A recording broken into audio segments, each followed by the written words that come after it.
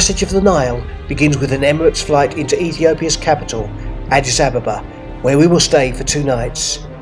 We then take a spectacular drive through the Nile Gorge to Bahir Dar on the shores of Lake Tana.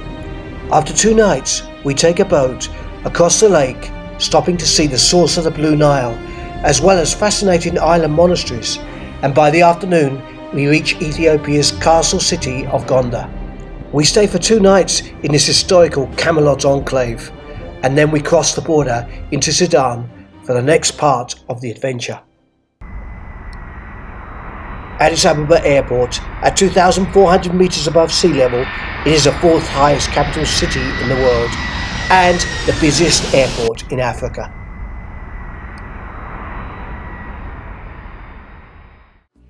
Headquarters of the African Union and home to 5 million people, Addis Ababa is the fastest growing city in Africa. It's a great place to feel the pulse of Ethiopia.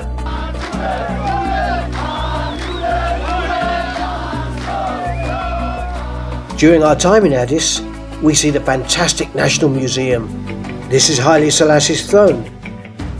And this is Lucy, at 3.2 million years old. It is the oldest human skeleton ever found. Lucy was believed to be 15 years old at the time of her death. We also visit the city's oldest church, Trinity Cathedral. This is the place where Haile Selassie lays in state.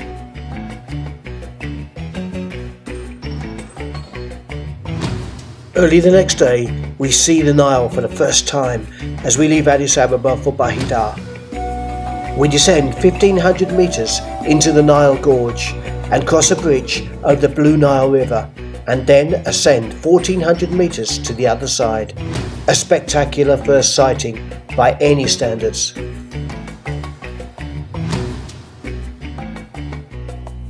Bahir Dar, lying on Lake Tana and fringed with palm trees, Ethiopia's most beautiful city, has a real tropical feel. Perhaps more significantly, it is the source of the Blue Nile. On our full day here, we take a gentle hike through verdant countryside to the Blue Nile Falls, known locally as Tis Abai or Great Smoke. The falls cascade over a 45-meter cliff, producing a dazzling display of mists and rainbows.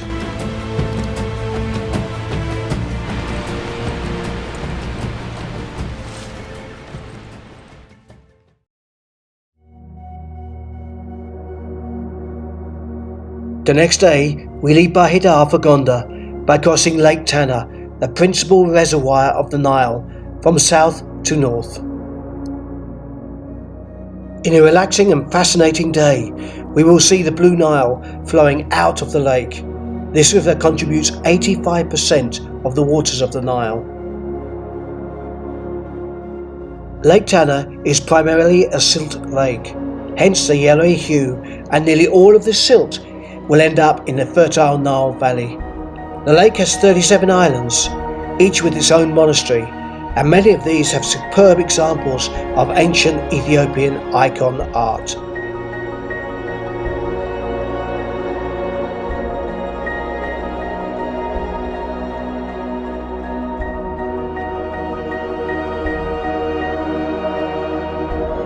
Ethiopia is the only country in Africa never to have been colonized, and it has a 2,000-year history of Orthodox Christianity.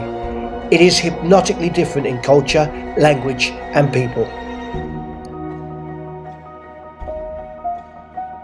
We leave our last island and head towards Gondar, inviting some friends to join us for a hearty lunch.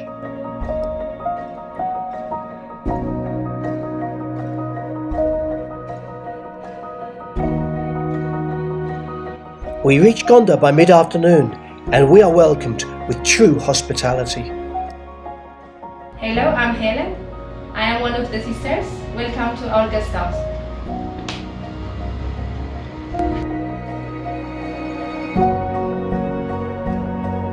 Gondar is in the foothills of the Simien Mountains.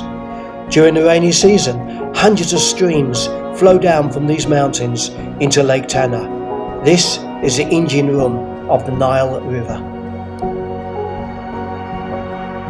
These beautiful outcrops are home to the gelada baboon, one of the rarest animals on our planet.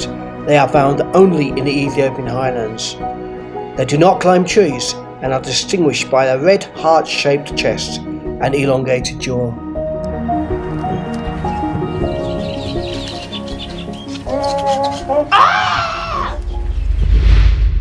After our 2 nights in Gondar, we make the short drive to the Sudan border, descending from the Ethiopian plateau nearly 2,000 meters. Transiting for a night in Gedaref, we continue to the fabled city of Khartoum for our 2-night stay. Following the Nile, we head for Sudan's fantastic pyramid complex of Meroe, and after a night here, we cross the Great Bahir Desert and onto the Nile oasis of Karima, where we will stay for 3 nights. We then hug the Nile through the Great Nubian Desert, and we arrive at the remote town of Dongola for a night. The next day, we reach the Sudanese-Egyptian border at Wadi Halfa, and from here we take a short ferry ride across Lake Nasser to Abu Simbel.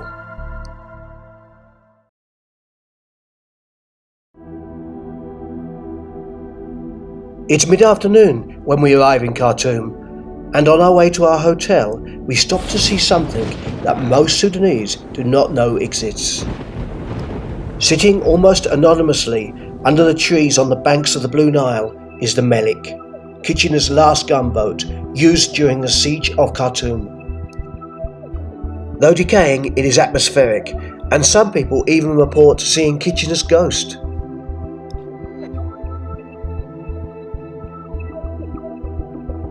Close to the Melik, and also on the banks of the Blue Nile, is the not-so-anonymous, iconic landmark of our hotel, the Corinthia. Known as the Gaddafi Egg, this 18-floor architectural masterpiece was built and financed by the Colonel himself. And it has wonderful views of the confluence of the Nile. Indeed, this very confluence of the Blue and White Niles split Khartoum into 3 districts, and conspire to make it such a fascinating city.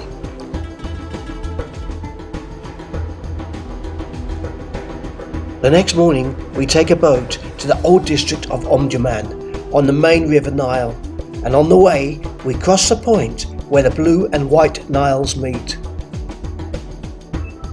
The brown section is the Blue Nile, and its massive water flow, which feeds 85% of the main Nile, pushes the White Nile to one side. The difference in the colours reveal a vastly different origin and silt content. Omdurman is the busiest of Khartoum's districts, and its market is one of the biggest and oldest on the continent.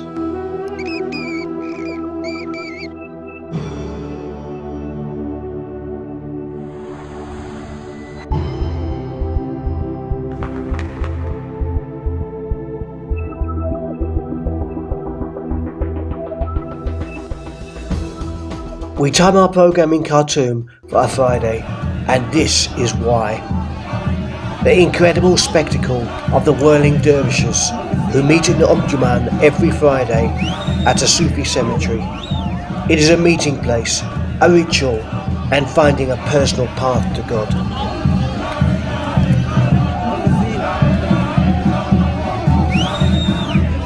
The atmosphere is one of celebration and joy. It is simply an astonishing event found nowhere else in the world.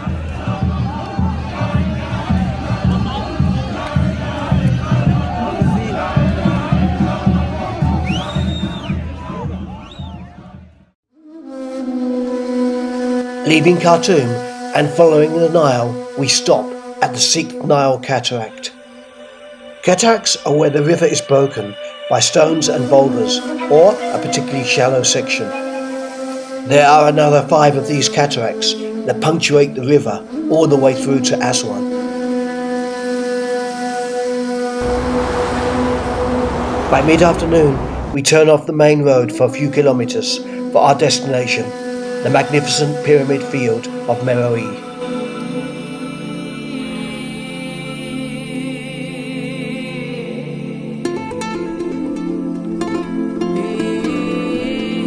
The capital of the Kushite kingdom, Meroe contains over 200 pyramids, burial sites of more than 40 kings and queens, the Black Pharaohs.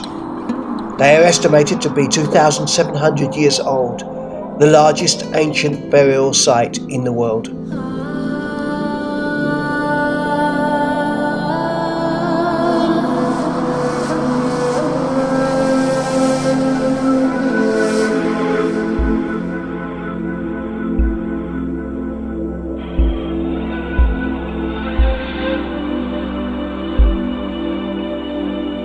Tonight we stay at a luxury tented camp with splendid views of the pyramids at sunset and sunrise.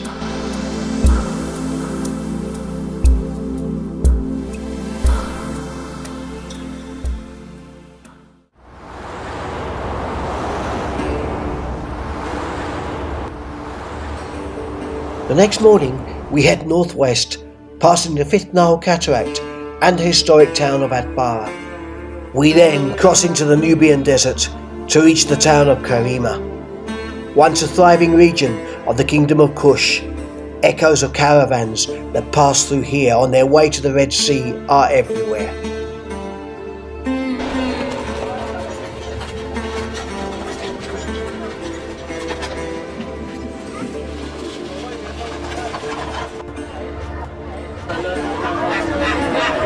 Karima, which straddles both banks of the Nile, is home to the Nubian people, a civilization that stretches back some 5,000 years. Our 3 nights in Karima are at the beautiful Nubian rest house. Nubian architecture and luxury at the foot of Jebel Barkal, the sacred mountain of the desert.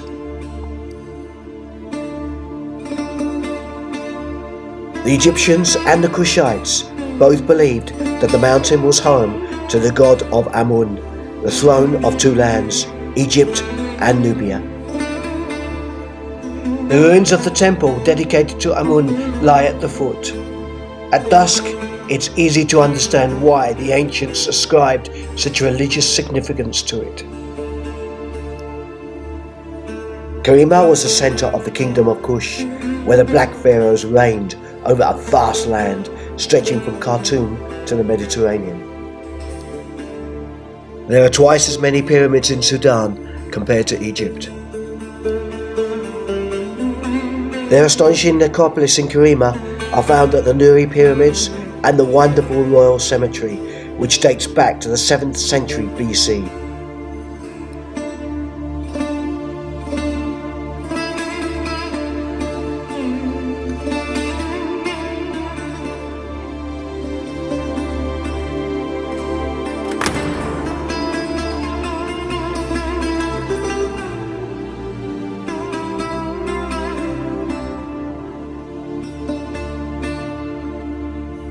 The next morning, we drive to Dongola, and after a night here, we cross the Sudanese-Egyptian border at Wadi Halfa. Swapping our Land Cruisers for a bus, we board a ferry for the 1-hour journey to Abu Simbel.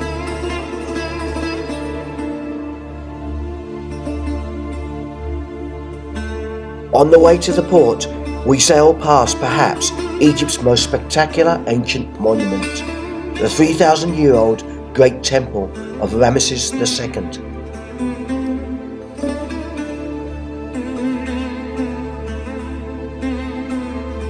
In the 1960s, this immense temple was nearly lost forever when the area was flooded to create Lake Nasser. To save the temple, it was decided to cut the monument into 1,000 pieces and move it exactly upward by 60 meters. It is still regarded as an engineering miracle.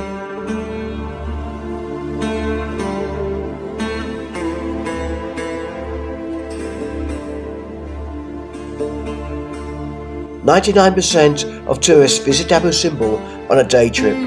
We stay 2 nights for 2 reasons. We have the temple to ourselves and the best sound and light show in the world."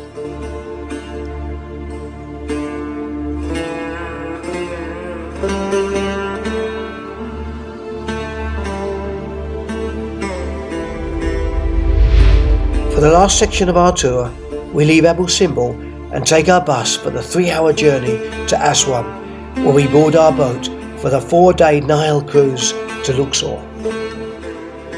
In Luxor, we stay at the magnificent Winter Palace for 2 nights, before driving to Cairo for a stay of 3 nights. From here, it's a 2-hour journey to Alexandria, where we see the main artery of the Nile Delta at Rosetta spill into the Mediterranean Sea. It is the final 2 nights of passage of the Nile, and from here we board a flight via Dubai back to Australia. The next morning we leave Abu Simbel for the 3-hour journey to Aswan. Before we board our cruise ship, we have time to see the amazing Aswan High Dam. The world's largest embankment dam was built between 1960 and 1970. It yields enormous benefits for the country.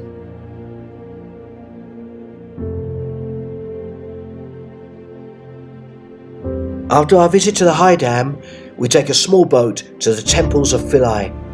This sacred site has dazzled travellers since the Nile Cruises began. Like Abu Simbel, these temples were saved from a watery grave as they were transferred block by block from Philae Island to Agalika Island, 12 kilometres upstream. It's afternoon on Aswan's Riviera and the start of our 4-day, 3-night cruise to Luxor.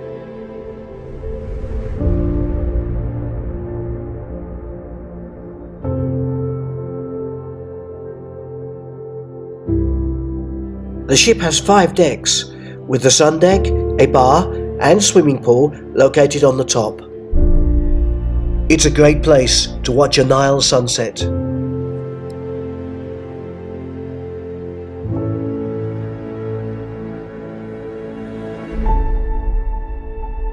The boat has 68 cabins, air-conditioned, with tasteful en-suites. The quality of food on board is superb, with wonderful variation throughout the cruise.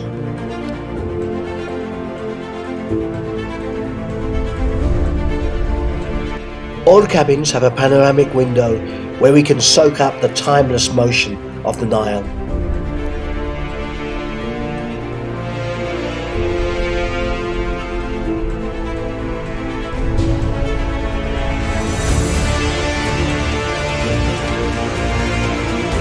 The cruise portion of Passage of the Nile is beautifully timed as we enjoy wonderful relaxation after our Sudan adventure, and it gives us a chance to unwind before we descend on Cairo.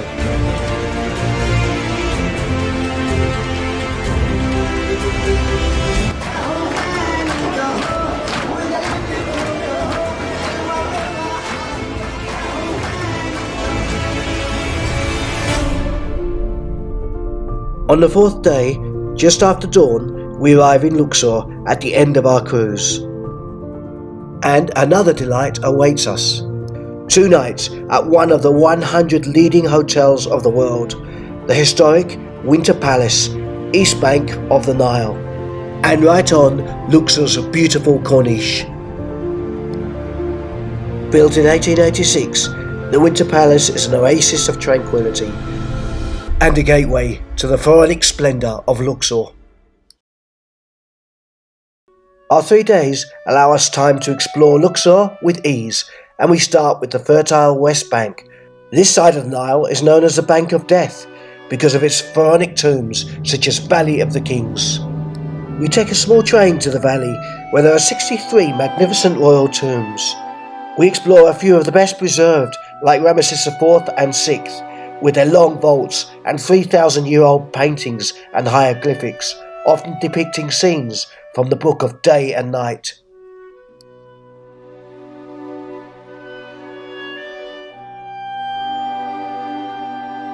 Close to the Valley of the Kings, and beneath rugged limestone cliffs from which it is partially carved, is the dazzling temple of Hatshepsut, dating back to 1458 BC. The next day, we explore the side of life, the east bank of the Nile, a small walk from our hotel along the Corniche and linked by the Avenue of Sphinxes are the temples of Karnak and Luxor.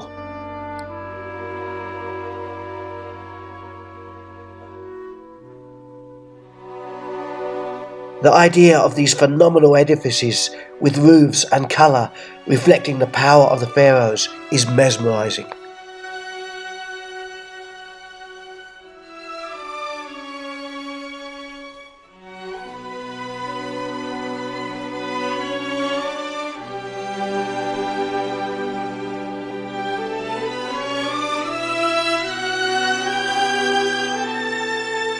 Leaving Luxor, we take the desert road to reach Cairo by mid-afternoon. We stay in the Giza district, a few kilometers from the Cairo Museum and the Pyramids of Giza. And this is the view from our rooms at Le Méridien Hotel.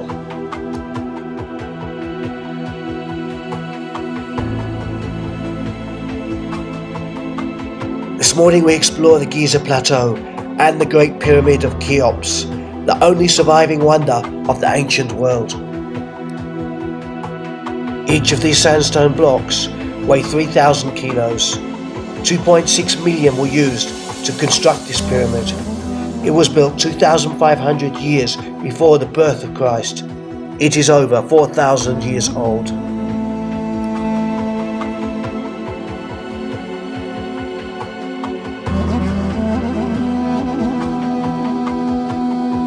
During our 3 nights in Cairo, we also see the Cairo Museum at Giza and venture to the frenetic downtown to explore the Han Khalili Bazaar.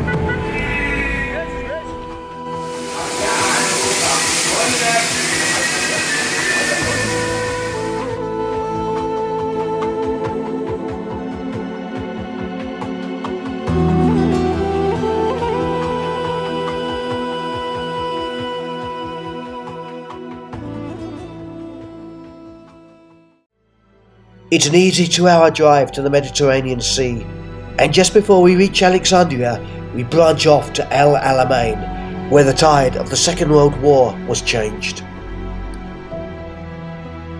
There are 4 cemeteries here, and we concentrate on the Commonwealth section, where there are over 7,000 burials. A visit to the El Alamein War Cemetery is a powerful and evocative experience. By lunchtime, we arrive in Alexandria. Founded by Alexander the Great in 322 BC, this is a beautiful city of fresh sea air. It has a completely laid-back Mediterranean vibe. Our historic hotel is set right in the middle of the 6-kilometre Corniche, close to White Fort and the city's great library.